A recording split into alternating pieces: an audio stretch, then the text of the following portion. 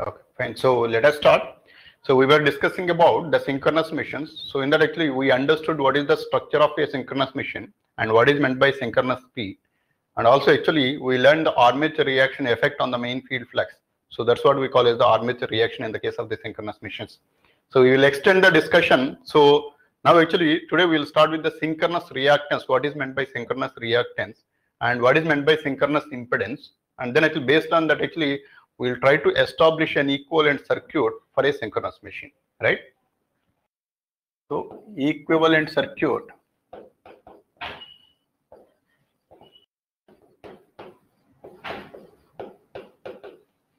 of a synchronous machine.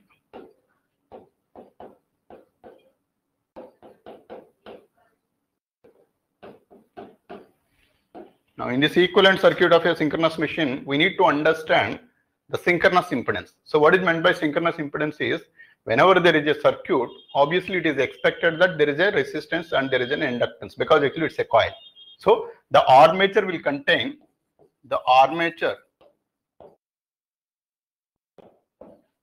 will have its own resistance and reactance. So because actually the circuit will have its own coil, right? So the coils will have its own self-inductance. So that inductance actually is nothing but the reactance of that particular circuit. And obviously as it is made up of with the copper, obviously it is expected that there is going to be a resistance of it. So there is a resistance and there is a reactance. And along with this reactance, due to the armature reaction, what happens is the flux is getting disturbed. So as the flux is getting disturbed, then actually it is disturbing mostly in the opposite direction because there is a cross magnetizing and demagnetizing effects that are going to be associated due to the armature reaction. There is going to be a change in the voltage. So that change in the voltage actually we can compensate with an equivalent impedance, which we call as the armature reactance impedance. So or the armature reactance. So armature reaction reactance.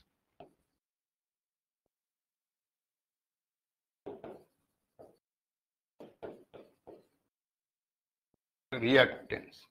So armature reaction reactance, meaning armature reaction will try to reduce the flux or actually it will change the flux, maybe increasing or maybe decreasing. So there is going to be a change in the value of the flux. So if there is a change in the value of the flux, the amount of the EMF that is going to be induced is going to be changed. So that change needs to be comprehended in terms of the reactance. So ideally there is a circuit reactance. Along with that, the change in the flux will cause certain amount of the voltage level change. That change is actually is attributed to a reactance. So this reactance actually, this is usually XAR. So this XAR is so reactance due to armature reactance.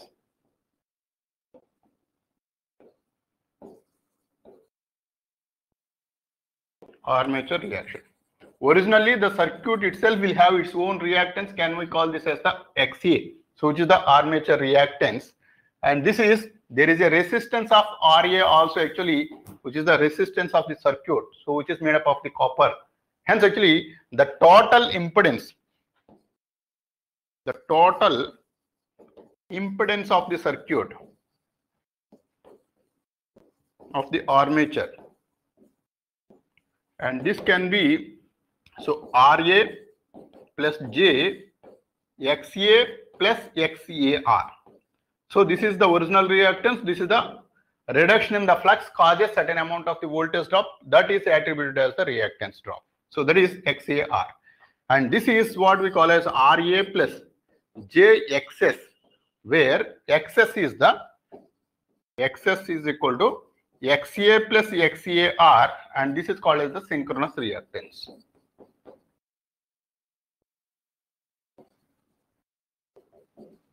So this is the synchronous reactance, right? So this synchronous reactance actually, you call this as ZS. So RA plus Z actually, so this ZS is called as the synchronous impedance. It is called as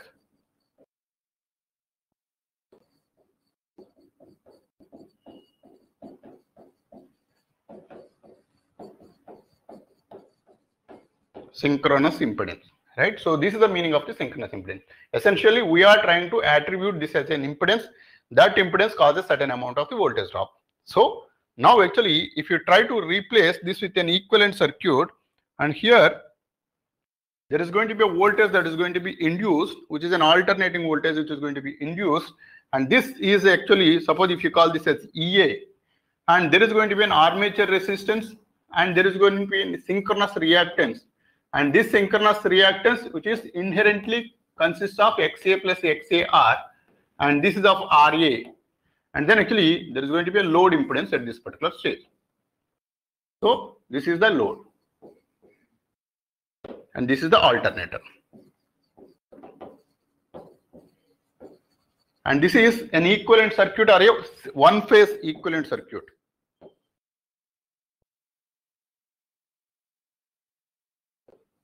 So ideally we are generating a three phase, but actually it is not necessary to represent with all the three phases, because actually all the three phases are exactly the same, distributed by a space by a time angle of 120 degrees.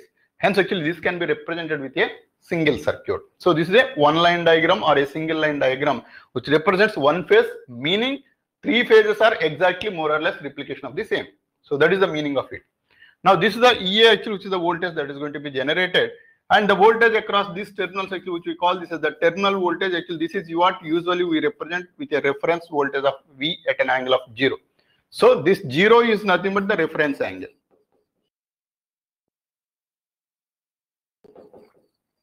Now depending upon the load, it can have the leading power factor, or it can have the lagging power factor, or it may have the unity power factor. Now we take one by one and let us see. See this, suppose actually this is EA and this is the voltage V. Now if the voltage is taken as the reference vector, so we take the unity power factor first, unity PF load. Now this is the voltage vector, and this voltage vector V at an angle of 0, and then actually there is going to be a current drawn from this particular supply. So this is the alternator voltage which is generated due to the excitation, and the current is actually drawn in this particular direction, and this current actually is of unity power factor, meaning the voltage and the current are in phase. So there is going to be a current in this particular direction, which we call this as, let us call this as IA, and this is the current, so IA current.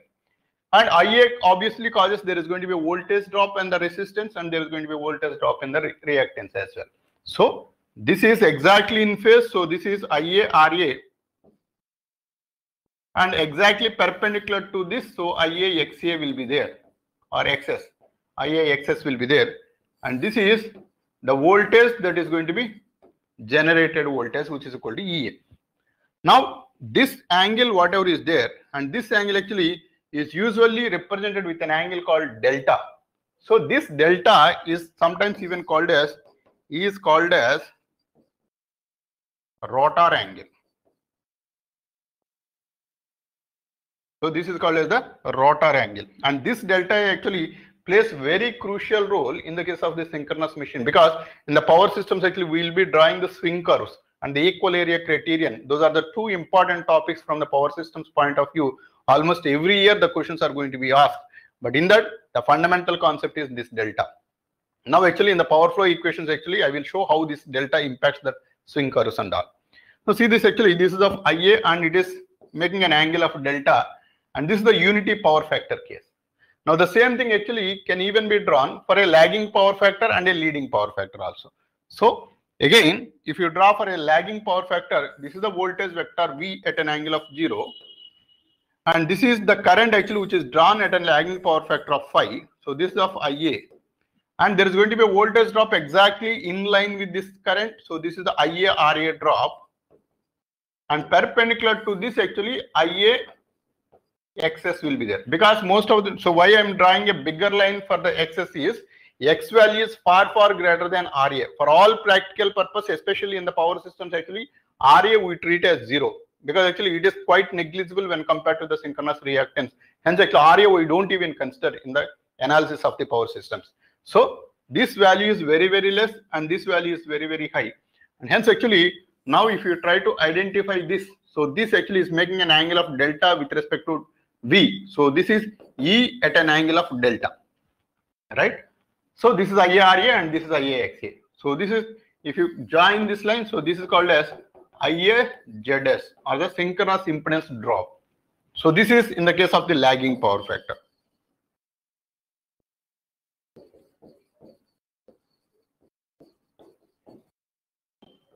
Suppose if the load is of leading power factor, now in that case, so this is V at an angle of 0 and the current is actually leading. So this is IA. So the angle actually comes onto the top. Now the voltage drop is, so this is the IARA drop. And the impedance drop is, so this is IAXS drop. And this is the resultant value. So this is EA at an angle of delta. So this is angle of delta. So always actually we always say that E is at an angle of delta and V is at an angle of 0. So depending upon the leading and the lagging, actually the voltage value is dependent. So we can calculate from the basic circuit diagram, and the more or less actually the same thing actually we have done in the case of the transformers as well. The circuit, so the vector diagram is exactly the replica of the transformers, right? So the concept is pretty straightforward and simple. Now based on this understanding, how the power is flow from one place to another place. Now in this particular case, whenever we try to calculate the power flow equations in case of synchronous machine,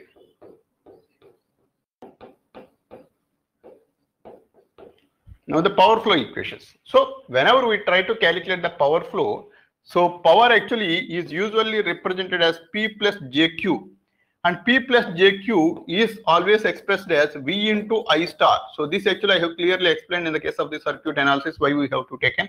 So this is I star. So V into I star. Now in this particular case, so this is RA and this is the reactance.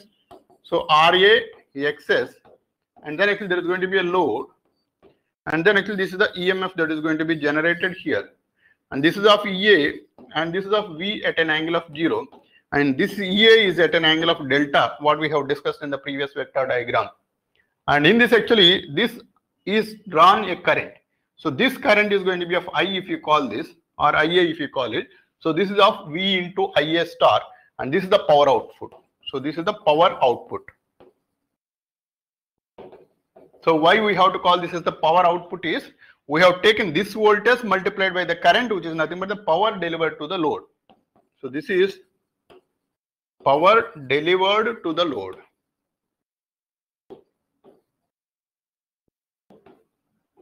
So this is the power delivered to the load.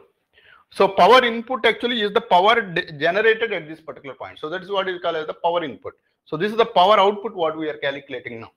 Now in this actually, so P plus JQ, so this is the active power, and this Q is the reactive power.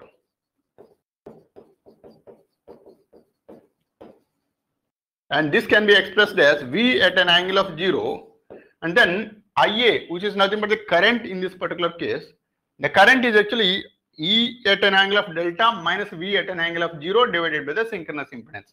So that is E at an angle of delta minus V at an angle of 0 divided by the synchronous impedance ZS. So this is the value, and there is a star. So star is nothing but the conjugate. Star is a conjugate, complex conjugate.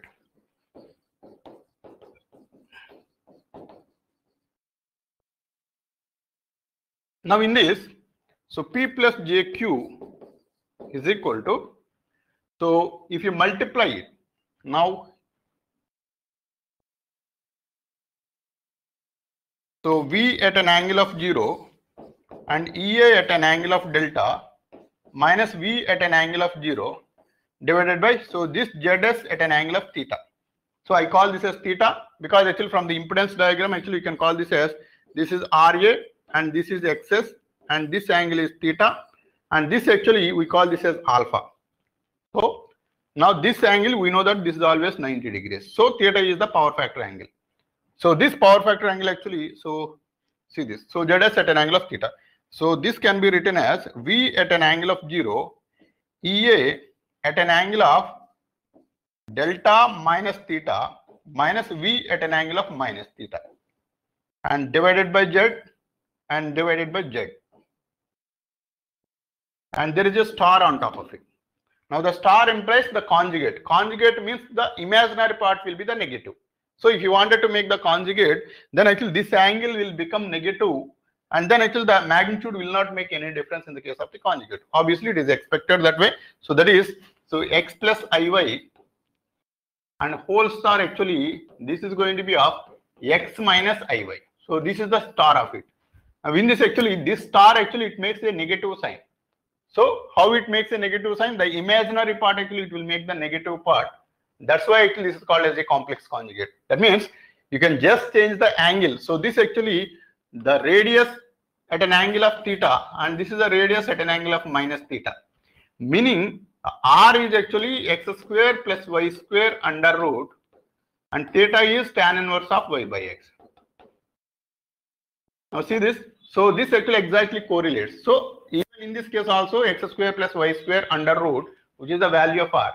In this case also x square plus y square under root, which is the value of r. So magnitude will not make any difference in the polar form, but the conjugate actually will contribute to a negative sign to the angle.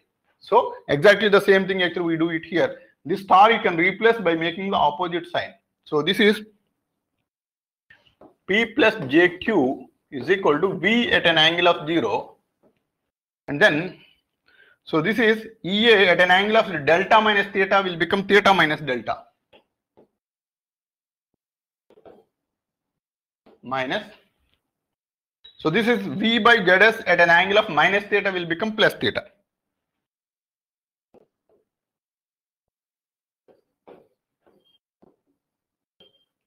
So this is the one.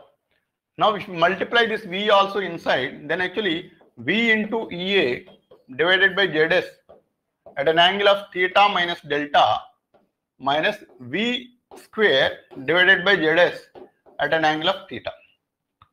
Now, so this actually if you put it in the complex form, so V into EA divided by ZS, and this is cos theta minus delta plus J sin theta minus delta minus V square by ZS cos theta plus J sin theta. Now if you separate the real part and the imaginary part, V into EA by ZS into cos theta minus delta minus V square by ZS cos theta plus J times of V into EA divided by ZS sin theta minus delta minus V square by ZS into sin theta. Right? So this is the real, so this is the active part or the real part, and this is the reactive power.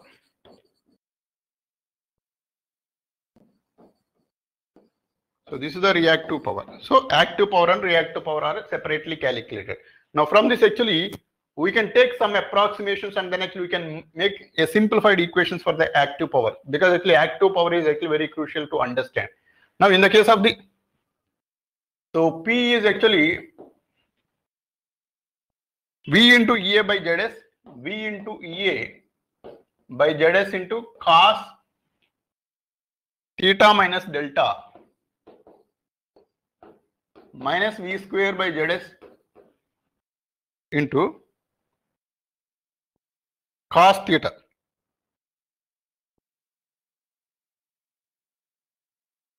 Right? Now, so this is, if you multiply with ZS and divide with ZS here, and this will become V into EA by ZS cos theta minus delta minus V square by ZS square into, so this is actually ZS cos theta is actually RA. So this angle is theta, this is ZS, and this is XS, and this is RA is equal to ZS cos theta. And you know that this angle is going to be of alpha. Now, you can establish a relation between alpha and theta. So, alpha is equal to pi by 2 minus theta. Now, if you replace it here, and this will become V into EA by ZS into cos of theta can be replaced as, so theta is equal to pi by 2 minus alpha. So, if you replace it, pi by 2 minus alpha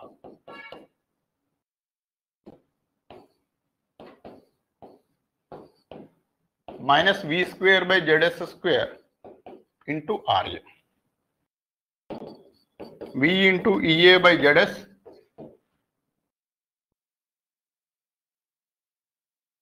so cos 90 minus theta is sine.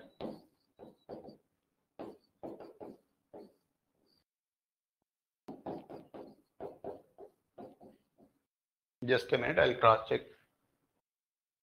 Yeah, that is correct only. So alpha plus delta. Now this is the equation which is nothing but the active power equation.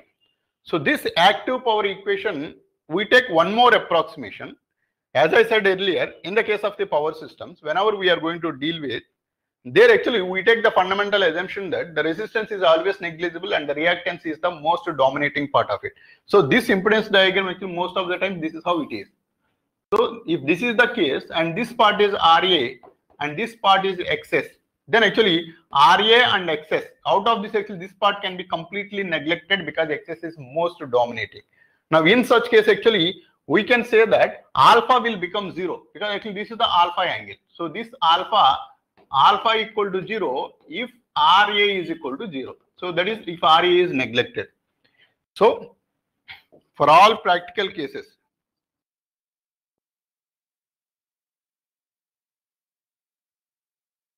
RA is neglected. Hence, alpha equal to 0, RA is equal to 0. So, with these assumptions, actually, if you try to put it in this equation, the active power P can be approximated as V into EA by ZS. So, ZS can be replaced with XS because RA is neglected and sine delta. And this equation is the power equation.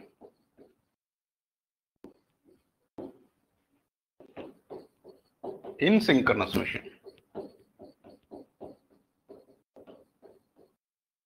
Now this equation is the most popular equation in the case of the power flow of a synchronous machine, and this equation is used in the analysis of the power systems.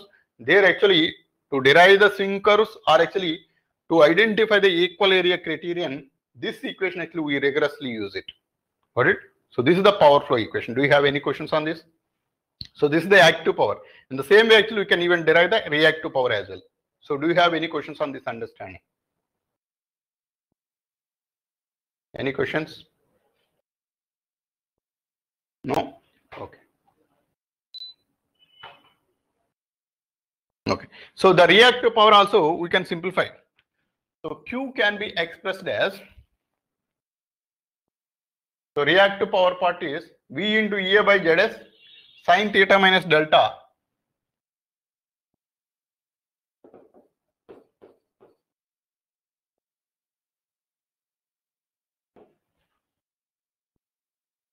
sine theta minus delta, and then actually minus V square by ZS into sine theta.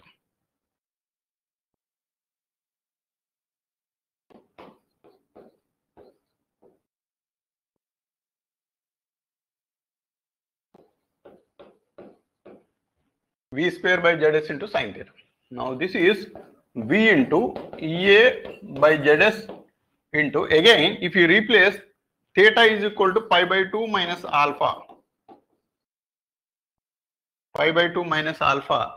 And then actually you can multiply with ZS and divide with ZS here. And this will be sine of pi by 2 minus alpha minus delta. And then minus V square by ZS square into ZS sine theta is XS.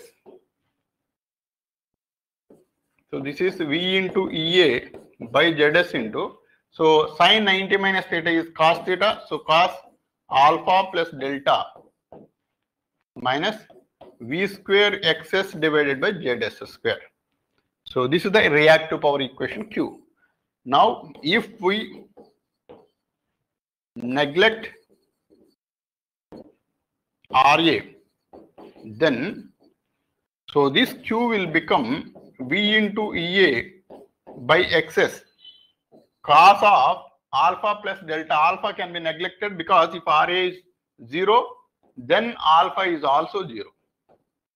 So this is cos delta minus, so ZS square will become XS square. So hence actually VS square divided by XS. And this is the reactive power component. So this is the reactive power.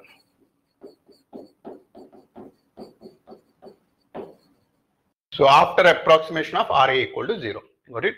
So this is the reactive power. And this entire thing, whatever we have derived, this is the output power. So that is actually power delivered to the load. Now the same thing actually can even be done with the input power as well. So that is the power that is going to be generated. So that actually what we call as the input power. So the input power.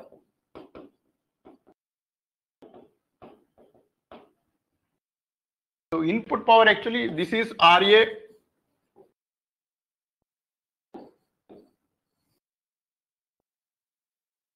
So this is EA, and this is at an angle of delta, and this is RA, and this is XS, and this is the load, and this is the voltage across the load.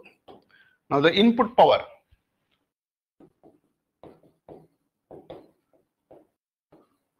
P plus JQ can be expressed as, now the voltage, so this EA at an angle of delta multiplied by the current. So the current is actually EA at an angle of delta minus V at an angle of 0 divided by ZS whole star. Right? So this is how actually we calculate. Only change is actually, so it is changed. Earlier actually it was V at an angle of 0 because actually the output power we were calculating. Now actually it is the input power actually we are going to calculate it. So this input power actually can be identified as this equation P plus JQ is equal to EA at an angle of delta, then so EA by ZS delta minus theta minus V at an angle of minus theta whole star, and this is EA at an angle of delta, so EA by ZS into, so this is star, so star is nothing but theta minus delta minus V by ZS at an angle of theta. So this actually needs to be multiplied with EA. So EA square divided by ZS, and then actually, so there is one more delta that is going to be added here. So this is at an angle of theta, and then actually minus VS by ZS into EA, and then actually this is delta plus theta. So this actually P plus JQ. Now this can be expanded with the help of the complex notation. P plus JQ is equal to EA square by ZS, and this is theta. So cos theta plus J sin theta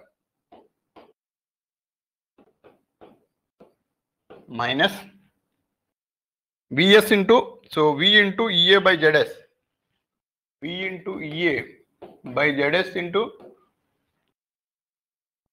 delta plus theta, cos of delta plus theta plus J sin delta plus theta. So P plus JQ EA square by ZS cos theta minus V into EA by ZS into cos theta plus delta plus J times of the reactive part is EA square by ZS sin theta minus V into EA by ZS into sin delta plus theta. So this is the active power and this is the reactive power. So active power input PI. So this is going to be of EA square by ZS cos theta minus V into EA by ZS sin theta plus delta, right? Now actually if you try to approximate it, so this is going to be of RA XS, this is theta and this is alpha. Now neglect theta. So by neglecting RA, alpha can be treated as 0 and RA is also 0, right? So then actually theta can be 90 degrees, you can call straight away. So because this line actually automatically comes this way. So if you want to avoid the confusion, you convert into theta to alpha. So EA square by ZS cos of, so this is pi by 2 minus alpha.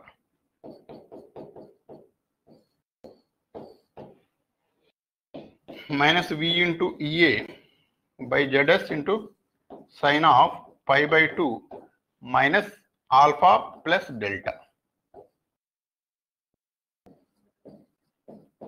EA square by ZS cos 90 minus theta is sin theta sin alpha minus V into EA by ZS into sin of 90 minus theta is cos theta alpha minus delta, right? So if you neglect it, then alpha will become 0, so this portion will be 0, and then actually so this portion will become minus V into EA divided by ZS into cos of alpha minus delta is cos delta. So this is Pi is equal to minus V into EA divided by XS cos delta. Got it?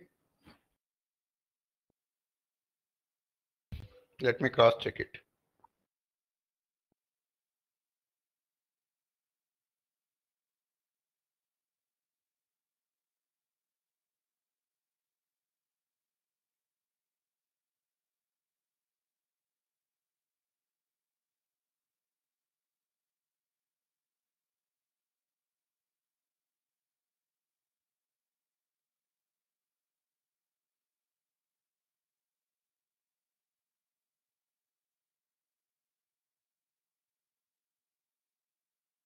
Yeah, so this is correct only.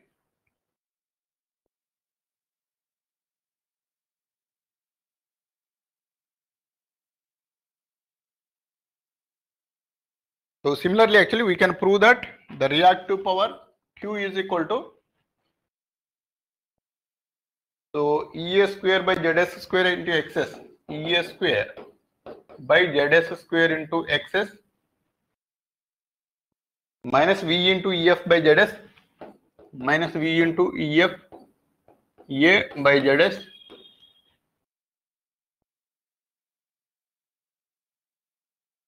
cos of delta minus alpha.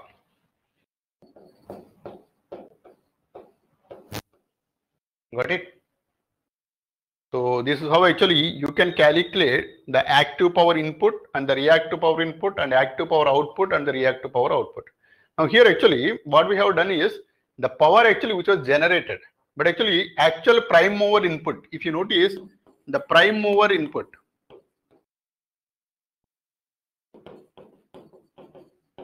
so this is the electrical power input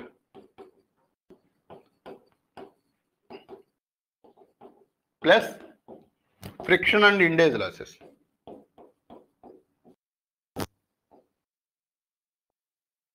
Windage losses plus iron losses. So this together actually contributes to the total losses of the machine. So the prime mover input is nothing but actually if you wanted to rotate any generator, then actually you need to connect with an external mechanical input source. That is, you might have actually used the diesel generator, or you might have used a diesel engine to rotate the generator, to rotate the alternator. That actual power input actually should be sufficient to overcross the friction and windage losses and the iron losses and the amount of the input power that it is going to generate. This entire thing actually will be contributed to the output power. So this is the total power of it. Got it? Any questions on this power flow equations, especially the power delivered to the load, that is actually V into EA by ZS into sine delta. That equation is important out of this entire thing. Any questions you can ask me now.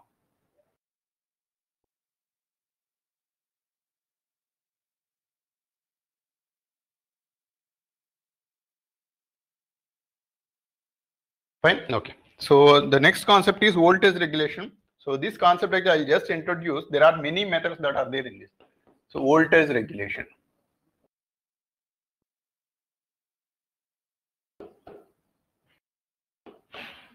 So the rise in voltage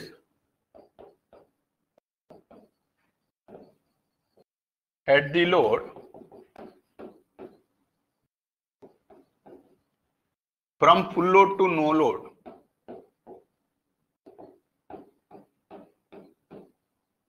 with respect to the full load voltage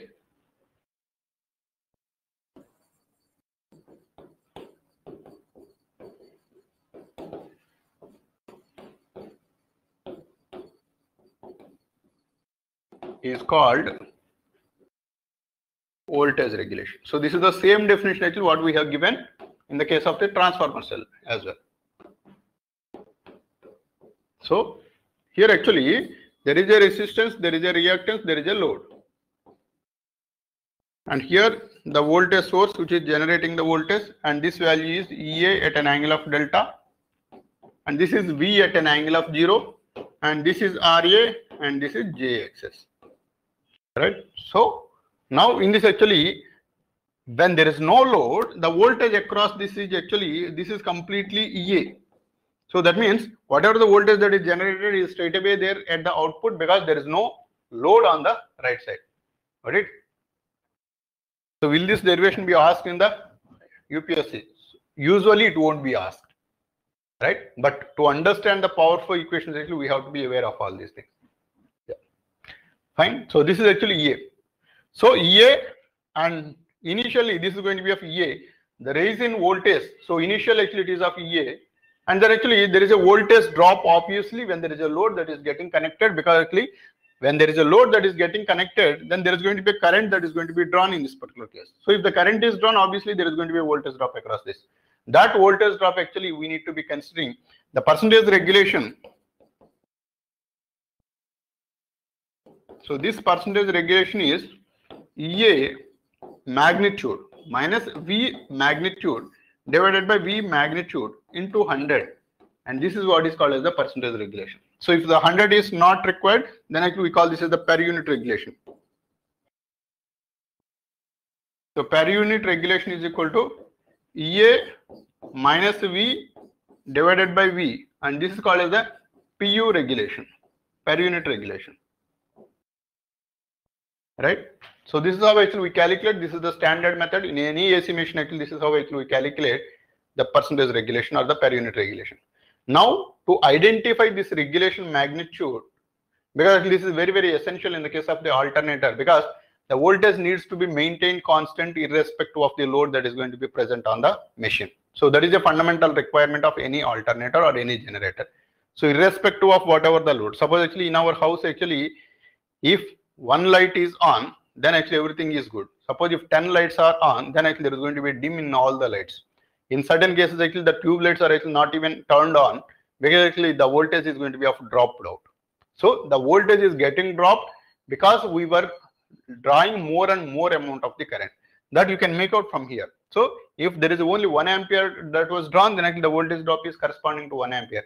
If there is 10 amperes that was drawn, then actually there is going to be a 10 amperes voltage drop here.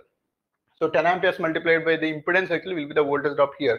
And the 11th light, if you wanted to on, then actually it has to draw one more, 1 ampere. Now in such case, actually already 10 amperes crosses 10 into ZS actually the voltage drop here. That means earlier actually if it is of 250 volts, and now actually let us say already 50 volts got dropped out.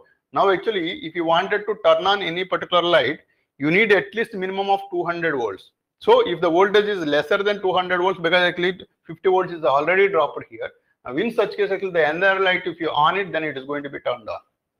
So that is a fundamental problem in any AC machines or in any electrical equipment. Actually, it is operated with a constant voltage. So the alternator fundamental purpose is to supply the voltage, and inherently it should take care of the regulation. So the regulation meaning irrespective of whatever the load that is going to be there, we always have to maintain the constant value of the voltage. That is the fundamental requirement. So that's why actually this finding out this voltage regulation, there are different methods that are available. We will have to discuss each and every one. So that methods are actually important for us even from the examination point of view. So the method of finding out the voltage regulation, there are different methods. One is the methods of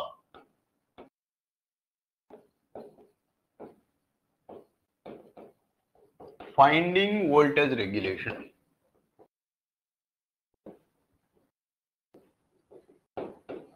So one is the EMF method, another is MMF method, there is something called Portier triangle method.